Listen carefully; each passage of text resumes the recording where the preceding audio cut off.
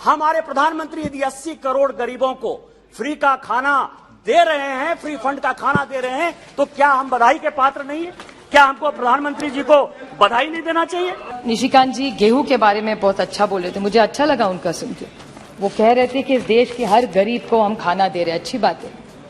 कोई जब देश का प्रधानमंत्री जो शोषित है, पीड़ित है, वंचित है, उसको जब खाना देता है तो उसकी दुआई लेके जाता है और फिर हिसाब नहीं मांगता। माँ बाप सरकार होती है, जब माँ रोज बच्चे को खाना खिलाती है ना तो उसके आभार नहीं मांगती। चर्चा पोजीशन ने किसानों की आत्महत्या का किया है। यदि नहीं किया है तो इसका मतलब कि किसान आत्महत्या नहीं कर रहे हैं। जो हास्यास्पद की बात यह है कि आपने जीएसटी चमचों और कड़छियों पे लगाया और हास्यास्पद बात यह है जिससे क्या है जो एलपीजी साल भर तक आज किसान साल भर तक वही मोदी जी की सरकार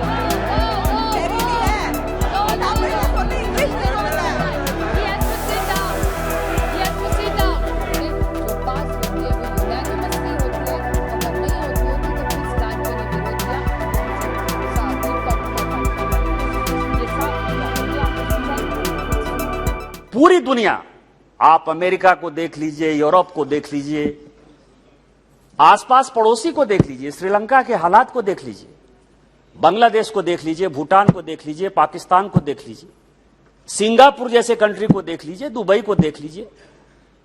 सभी जगह रोजगार छीने जा रहे हैं, सभी जगह इन्फ्लेशन बढ़ रहा है।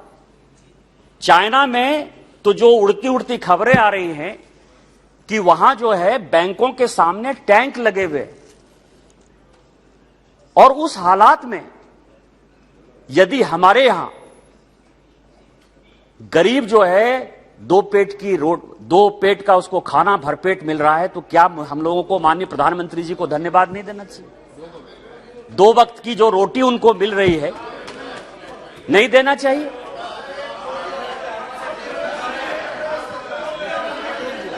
इसी पार्लियामेंट में सभापति महोदय, हम और आप तो सांसद थे।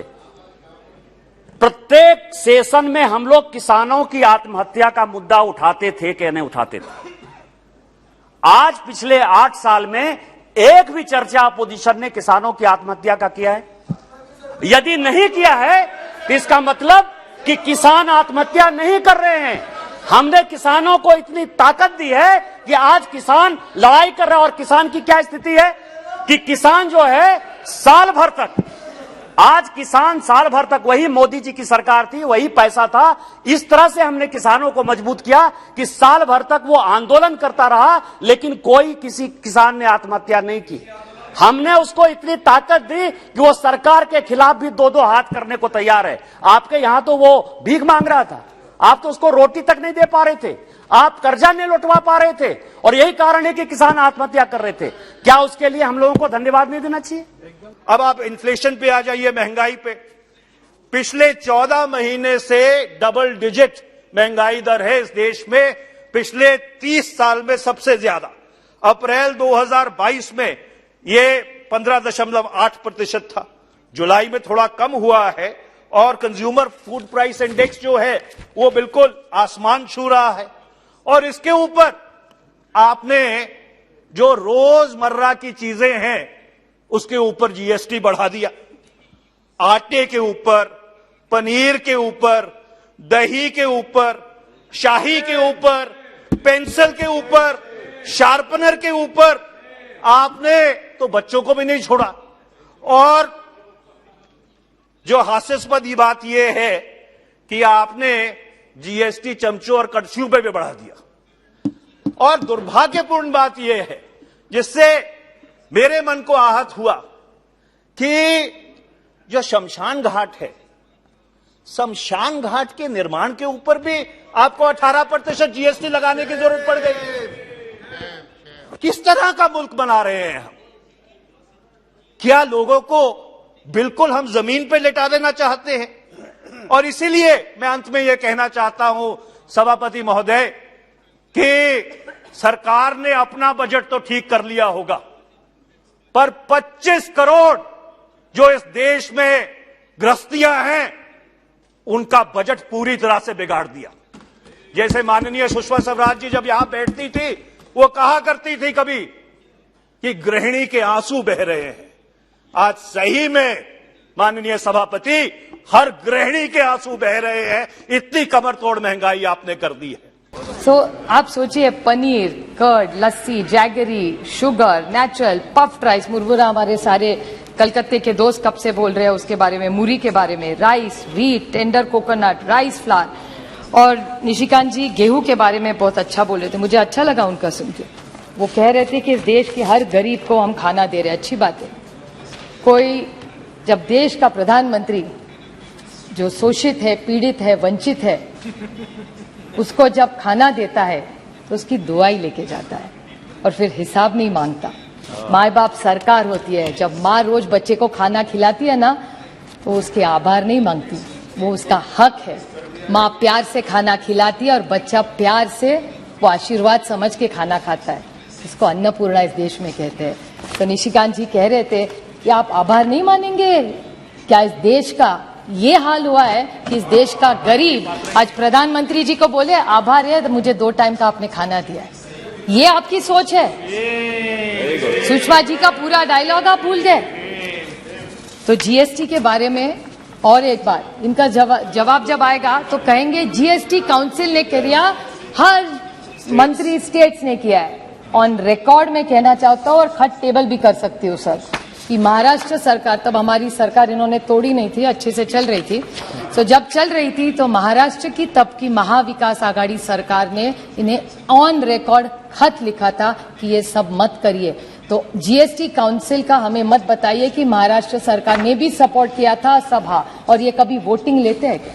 बहुत सारी चीजें मैंने पिछली बार भी माननीय वित्त मंत्री से पूछा था कि ऐसी कौन सी चीजें हैं जो ऐसी है कि या नहीं भी ऑन रिकॉर्ड वो हाँ या ना में जवाब दे कि आप सारी चीजें जीएसटी काउंसिल में जो पास होती है वो यूनानिमसली होती है, अगर नहीं होती तो किस राज्य ने विरोध किया, ये हमसे दूध का दूध और पानी का पानी हो जाए, ये साफ हो जाए। क्योंकि हम सुन के थक गए कि जीएसटी काउंसिल, ये तो अच्छा इनको मिल गया, मेजोरिटी सीन की है, एक बड़ा बहाना हो गया। डिमोनेटाइजेशन के बारे में बहुत सारे लोगों ने कहा, मैं सिर्फ इनको याद दिलाना चाहती हूँ।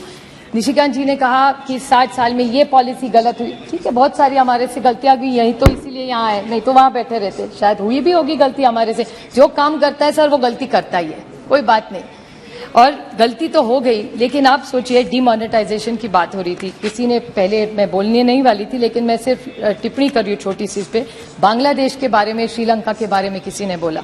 The Bangladesh today is an export, remittance and agriculture driven economy and we were doing well together. क्या हुआ? Demonetization हो गया, उसके बाद क्या हुआ? India grew at 3.7 and Bangladesh grew at 8.2 and the only reason was demonetization. और क्या पाया? Modi ji, you have caused immense price rise. Correct. Even my pencil and rubber have got costlier. The price of Maggi has increased too. Now my mother beats me for asking for a pencil. What shall I do? The other kids, I think because they don't have pencil, they can't afford to buy the pencil, they steal it from her. So what answer do we have to give?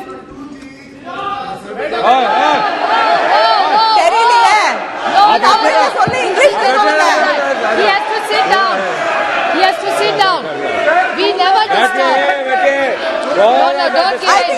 Tell him he cannot say anything. He has not said. शर्म करो, pencil और रबड़ की बात हो रही है, शर्म करो। आज के दिन में आम जनता पर क्या गुजर रही है ये सरकार को समझना चाहिए।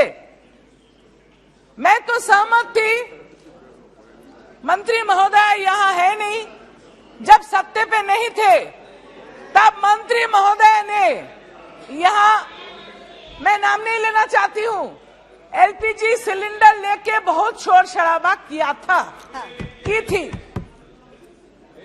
अभी मैं जानना चाहती हूँ कि वो मंत्री महोदय का राय क्या है, जो एलपीजी लाखों औरत गांव में अभी भी चूल्हा फूकते हुए दिखते हैं, क्योंकि उज्ज्वला योजना में जिसको सिलेंडर मिला था अभी खरीदने का पैसा नहीं है। लाखों सिलेंडर खाली पड़ा हुआ है। अभी ये सोचना चाहिए कि ईंधन में आग लगा है। कभी कभी मेरे मन में आता है कि ये सरकार बहादुर क्या हमें कच्चा खाने का आदत दिलाना चाहते हैं। कच्चा खाने का दूसरा मतलब कोई मत समझो कि दूसरा कोई मतलब है। मैं कहती हूं कि ये सब्जी अगर मैं कच्चा खा जाती हूं क्योंकि ईंधन नहीं मिलता है, तो वही कच्चा खाने का बात कर रही हूं, क्योंकि एलपीजी सिलेंडर ये चंद महीनों में चार बार एलपीजी सिलेंडर का दाम बढ़ा। 3-4 साल पहले जब इसका भाव था 600, आज हो गया 1100। तो आप समझिए कि जो गरीब है, जो मजबूर है, वो कैसे 1100 रुपया देके सिलेंडर खरीदेगा। सरकार को सोचना चाहिए। ये हमें कच्चा खिलाने की आदत जो आप लोग डलवाना चाहते हैं, ये बंद कीजिए। ईंधन का, एलपीजी का भाव जरूर कमती कीजिए, क्योंकि आम जनता को बहुत तकलीफ हो रहा है इससे। Milk was 116 and today milk is 156.9. Milk is consumed by little children. Milk is consumed by the elderly for their well-being. Now children and the elderly can't even thrive because the milk is increasing so much in its cost. People cannot afford it.